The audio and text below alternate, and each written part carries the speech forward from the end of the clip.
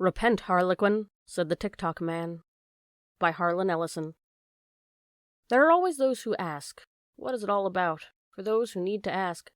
For those who need points sharply made, who need to know where it's at, this. The mass of men serve the state thus, not as men mainly, but as machines, with their bodies. They are the standing army, and the militia, jailers, constables, posse comitatus, etc. In most cases, there is no free exercise whatever the judgment or the moral sense, but they put themselves on a level with wood and earth and stones. The wooden men can perhaps be manufactured that will serve the purpose as well. Such command no more respect than men of straw or lump of dirt. They have the same sort of worth only as horses and dogs. Yet such as these even are commonly esteemed good citizens. Others, as most legislators, politicians, lawyers, ministers, and office holders, serve the state chiefly with their heads, and, as they rarely make any moral distinctions, they are as likely to serve the devil, without intending it, as God. A very few, as heroes, patriots, martyrs, reformers in the great sense, and men, serve the state with their consciences also, and so necessarily resist it for the most part, and they are commonly treated as enemies by it. Henry David Thoreau, Civil Disobedience.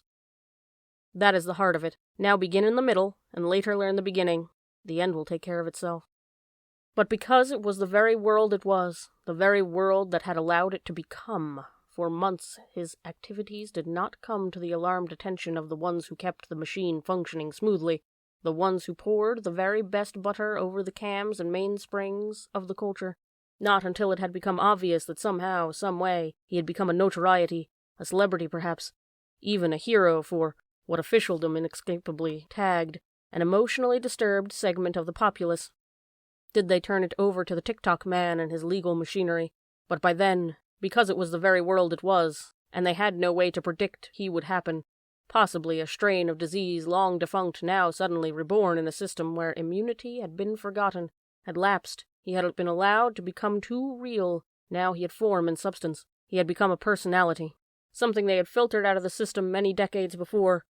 But there it was, and there he was, a very definitely imposing personality. In certain circles, middle-class circles, it was thought disgusting, vulgar ostentation, anarchistic, shameful. In others, there was only sniggering, those strata where thought is subjugated to form and ritual, niceties, proprieties. But down below, down below, where the people always needed their saints and sinners, their bread and circuses, their heroes and villains, he was considered a Bolivar, a Napoleon, a Robin Hood, a Dick Bong ace of aces, a Jesus, a Jomo Kenyatta.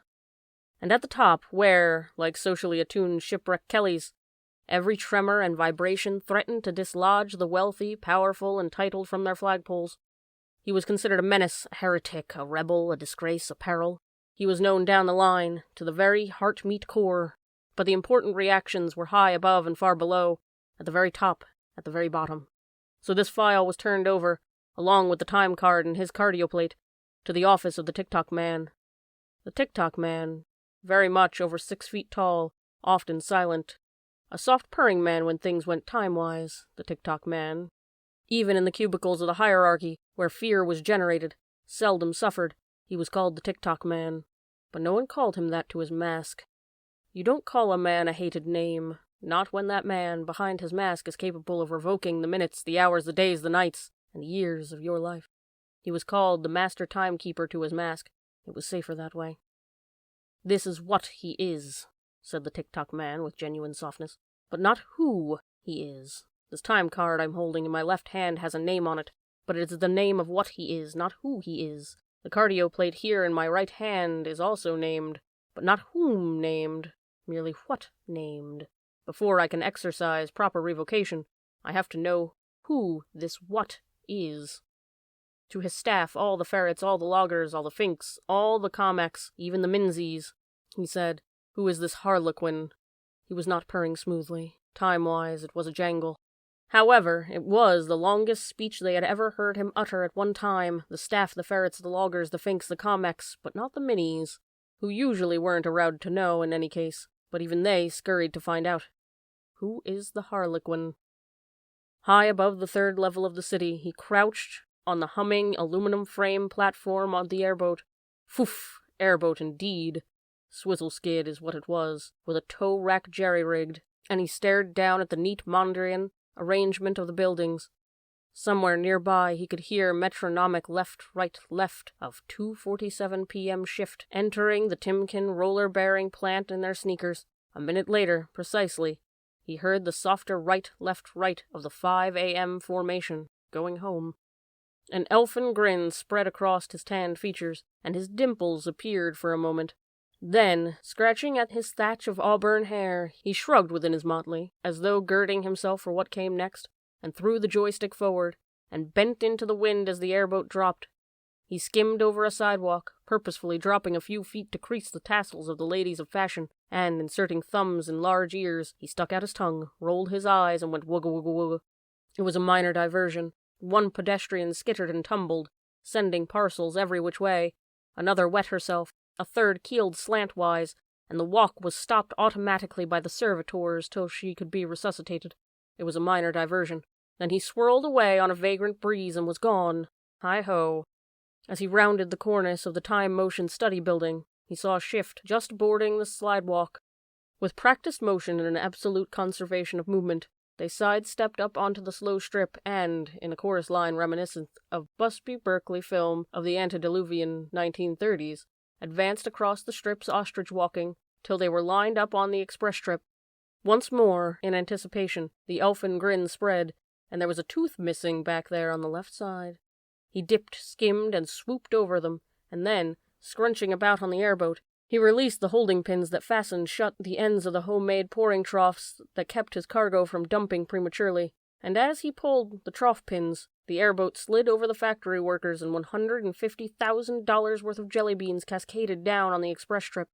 Jelly beans, millions and billions of purples and yellows and greens and licorice and grape and raspberry and mint, and round and smooth and crunchy outside, and soft mealy inside, and sugary and bouncing, jouncing, tumbling, clittering, clattering, skittering, fell on the heads and the shoulders and the hard hats and the carapaces of the Timken workers, tinkling on the sidewalk and bouncing away and rolling about underfoot and filling the sky on their way down, with all the colors and joys of childhood and holidays, coming down in a steady rain, a solid wash, a torrent of color and sweetness out of the sky from above, and entering the universe of sanity and metronomic order with quite mad cuckoo newness. Jelly beans. The shift workers howled and laughed and were pelted, and broke ranks, and the jelly beans managed to work their way into the mechanism of the slidewalks, after which there was a hideous scraping of the sound of 1,000,000 fingernails rasped down on 250,000 blackboards, followed by a coughing and sputtering, and then the slidewalks all stopped, and everyone was dumped this away and that away, and a jackstraw tumble, still laughing and popping little jelly bean eggs of childish color into their mouths. It was a holiday, and a jollity, an absolute insanity, a giggle, but the shift was delayed 7 minutes. They did not get home for 7 minutes. The master schedule was thrown off by 7 minutes. Quotas were delayed by inoperative sidewalks for 7 minutes. He had tapped the first domino in the line, and one after another, like chick, chick, chick, the others had fallen. The system had been 7 minutes' worth of disrupted. It was a tiny matter, hardly one of note. But in a society where the single driving force was order and unity and equality and promptness and clock-like precision, and attention to the clock, reverence of the gods of the passage of time, it was a disaster of major importance. So he was ordered to appear before the TickTockMan. It was broadcast across every channel of the communications web. He was ordered to be there at 7 o'clock, damn it, on time. And they waited, but he didn't show up until almost 10:30, at which time he merely sang a little song about moonlight in a place no one had ever heard of, called Vermont, and vanished again. But they had all been waiting since 7, and it wrecked hell with the schedules. So the question remained, who is the Harlequin? But the unasked question, more important of the two, was, how did we get into this position, where a laughing, irresponsible japer of a Jabberwocky and jive could disrupt our entire economic and cultural life with $150,000 worth of jelly beans? Jelly, for God's sakes, beans! This is madness. Where did he get the money to buy $150,000 worth of jelly beans? They knew it would have cost that much, because they had a team of situation analysts pulled off another assignment and rushed to the slidewalk scene to sweep up and count the candies, produce the findings, which disrupted their schedules and threw off their entire branch at least a day behind. Jelly beans. Jelly beans? Now wait a second. A second accounted for. No one has manufactured jelly beans for over 100 years. Where did he get jelly beans? That's another good question. More than likely it will never be answered to your complete satisfaction. But then, how many questions ever are? The middle, you know. Here's the beginning, how it starts. A desk pad, day for day, and turn each day. 9 o'clock, open the mail. 9:45, appointment with Planning Commission Board. 10:30, discuss installation progress charts with J.L. 11:45, pray for rain. 12 o'clock, lunch. And so it goes. I'm sorry, Miss Grant, but the time for interviews was set at 2:30, and it's almost 5 now. I'm sorry you're late, but those are the rules. You'll have to wait until next year to submit an application for this college again. And so it goes. The 10:10 local stops at Cresthaven, Galesville, Tonawanda Junction, Selby, and Farnhurst, but not at Indiana City, Lucasville, Colton, except on Sunday. The 10:30 express stops at Galesville, Selby, and Indiana City, except on Sundays and holidays, at which time it stops at... And so it goes. I couldn't wait, Fred. I had to be at Pierre Carton's by 3 o'clock, and you said you'd meet me under the clock at the terminal at 2:45, and you weren't there, so I had to go on. You're always late, Fred. If you'd been there, we could have sewed it up together, but as it was, well, I took the order alone. And so it goes. Dear Mr. and Mrs. Atterley, in reference to your son Gerald's constant tardiness, I'm afraid we will have to suspend him from school unless some more reliable method can be instituted guaranteeing he will arrive at his classes on time. Granted he is an exemplary student, and his marks are high, his constant flouting of the schedules of this school makes it impractical to maintain him in a system where other children seem capable of getting where they are supposed to be going. And so it goes. You cannot vote unless you appear at 8:45 a.m. I don't care if the script is good, I need it Thursday. Checkout time is 2 p.m. You got here late, the job's taken. Sorry. Your salary has been docked for 20 minutes time lost. God, what time is it? I've got to run. And so it goes, and so it goes, and so it goes. And so it goes, tick-tock, tick-tock, tick-tock. And one day we no longer let time serve us. We serve time, and we are slaves of the schedule, worshippers of the sun's passing, bound into a life predicated on restrictions because of the system will not function if we don't keep the schedule tight. Until it becomes more than a minor inconvenience to be late. It becomes a sin, then a crime punishable by this. Effective 15th of July, 2389, 12 midnight. The office of the master timekeeper will require all citizens to submit their time cards and cardio plates for processing, in accordance with Statute 5557 SGH 999, governing the revocation of time per capita. All cardio plates will be keyed to the individual holder, and what they had done was devise a method of curtailing the amount of life a person could have. If he was 10 minutes late, he lost 10 minutes of his life. An hour was proportionately worth more revocation. If someone was consistently tardy, he might find himself, on a Sunday night, receiving a communique from the master timekeeper that his time had run out, and he would be turned off at high noon on Monday. Please straighten your affairs, sir, madam, or bisex. And so, by the simple scientific expedient, utilizing a scientific process held dearly secret by the TickTockMan's office, the system was maintained. It was the only expedient thing to do. It was, after all, patriotic. The schedules had to be met. After all, there was a war on. But wasn't there always? Now, that is really disgusting, the Harlequin said, when Pretty Alice showed him the wanted poster. Disgusting and highly improbable. After all, this isn't the day of the desperado. A wanted poster. You know, Pretty Alice noted, you speak with a great deal of inflection. I'm sorry, said the Harlequin humbly. No need to be sorry. You're always saying I'm sorry. You have such a massive guilt, Everett. It's really very sad. I'm sorry, he said again, then pursed his lips so the dimples appeared momentarily. He hadn't wanted to say that at all. I have to go out again. I have to do something. Pretty Alice slammed her coffee bowl down on the counter. Oh, for God's sake, Everett. Can't you just stay home one night? Must you always be out in that ghastly clown suit, running around annoying people? He stopped and clapped the jester hat onto his auburn thatch with a tiny tinkling of bells. He rose, rinsed out his coffee bulb at the spray, and put it into the dryer for a moment. I have to go.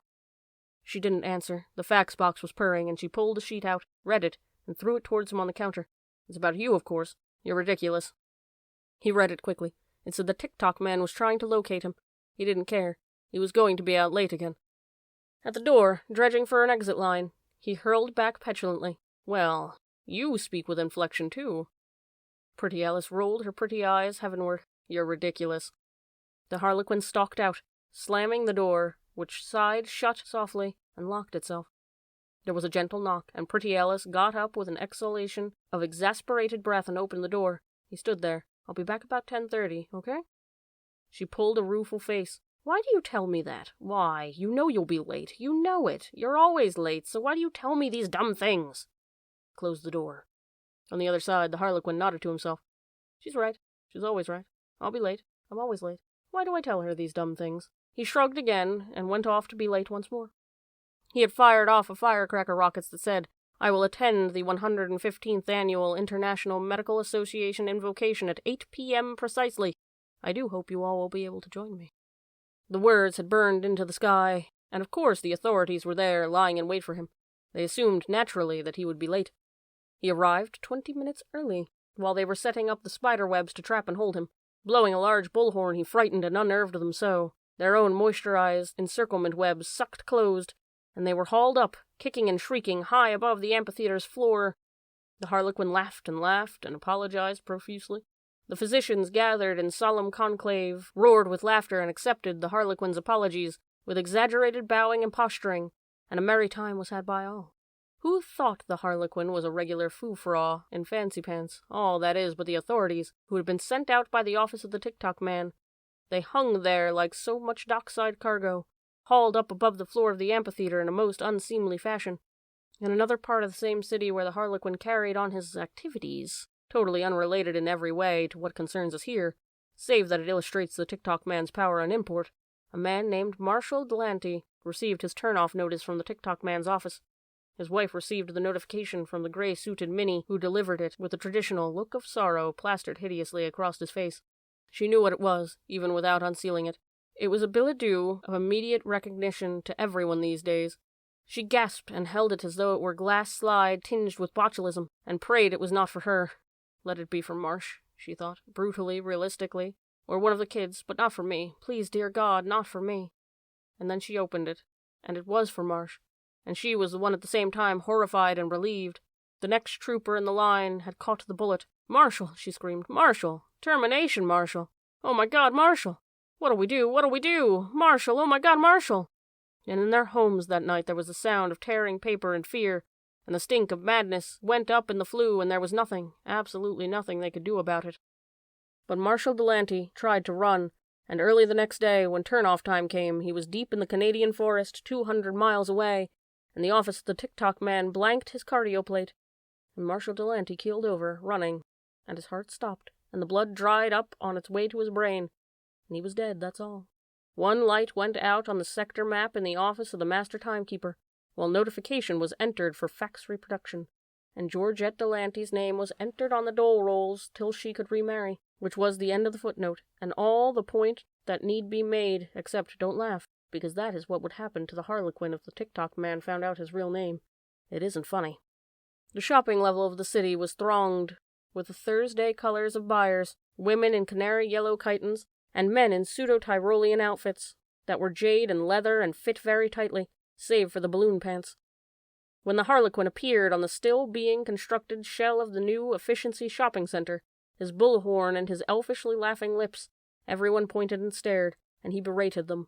Why let them order you about? Why let them tell you to hurry and scurry like ants or maggots? Take your time. Saunter a while. Enjoy the sunshine. Enjoy the breeze. Let life carry you at your own pace. Don't be slaves of time. It's a hell of a way to die, slowly by degrees. Down with the TickTockMan. Who's the nut? Most of the shoppers wanted to know. Who's the nut? Oh, wow, I'm gonna be late. I'm gonna run.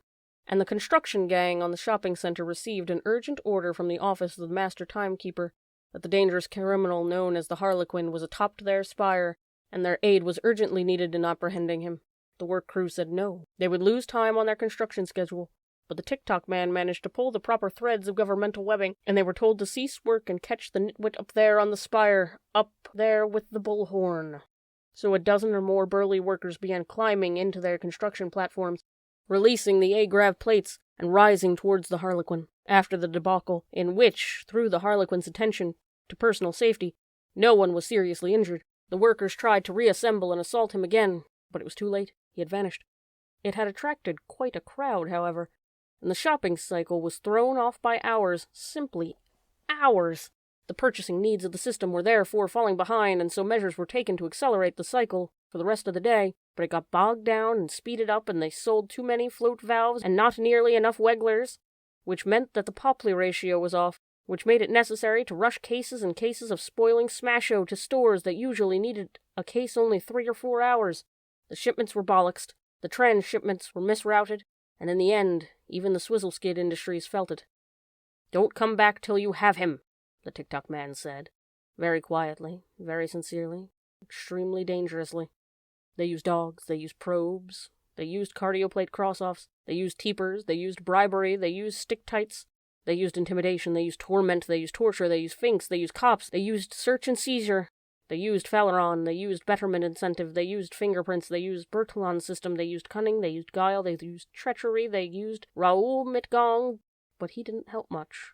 They used applied physics, they used techniques in criminology, and what the hell? They caught him. After all, his name was Everett C. Marm, and he wasn't much to begin with, except a man who had no sense of time. "Repent, Harlequin," said the TickTockMan. "Get stuffed," the Harlequin replied, sneering. "You've been late a total of 63 years, 5 months, 3 weeks, 2 days, 12 hours, 41 minutes, 59 seconds, 0.036111 microseconds. You've used up everything you can, and more. I'm going to turn you off. Scare someone else. I'd rather be dead than live in a world with a boogeyman like you. It's my job. You're full of it. You're a tyrant. You have no right to order people around and kill them just because they show up late. You can't adjust. You can't fit in. Unstrap me and I'll fit my fist into your mouth. You're a nonconformist. That didn't used to be a felony. It is now. Live in the world around you. I hate it. It's a terrible world. Not everyone thinks so. Most people enjoy order. I don't, and most of the people I know don't. That's not true. How do you think we caught you? I'm not interested. A girl named Pretty Alice told us who you were. That's a lie. It's true. You unnerve her. She wants to belong, she wants to conform. I'm going to turn you off. Then do it already and stop arguing with me. I'm not going to turn you off. You're an idiot. Repent, Harlequin, said the TickTockMan. Get stuffed. So they sent him to Coventry, and in Coventry they worked him over. It was just like what they did to Winston Smith in 1984, which was a book none of them knew about, but the techniques were really quite ancient, so they did it to Everett C. Marm, and one day, quite a long time later, the Harlequin appeared on the communications web, wearing elfin and dimpled and bright-eyed and not at all brainwashed, and he said he had been wrong, that it was a good, very good thing indeed to belong, and to be right on time, hip-ho, and away we go, and everyone stared up at him on the public screens that covered an entire city block, and they said to themselves, well, you see, he was just a nut job after all, and if that's the way the system is run, then let's do it that way, because it doesn't pay to fight City Hall, or in this case, the TickTockMan. So Everett C. Marm was destroyed, which was a loss, because of what Thoreau said earlier. But you can't make an omelet without breaking a few eggs, and in every revolution a few die who shouldn't. But they have to, because that's the way it happens. And if you only make a little change, then it seems to be worthwhile. Or, to make the point lucidly, excuse me, sir, I don't know how to tell you this, but you were 3 minutes late. The schedule is a little, bit off. He grinned sheepishly. That's ridiculous, murmured the TickTockMan behind his mask. Check your watch. And then he went into his office, going Marie, Marie, Marie, Marie,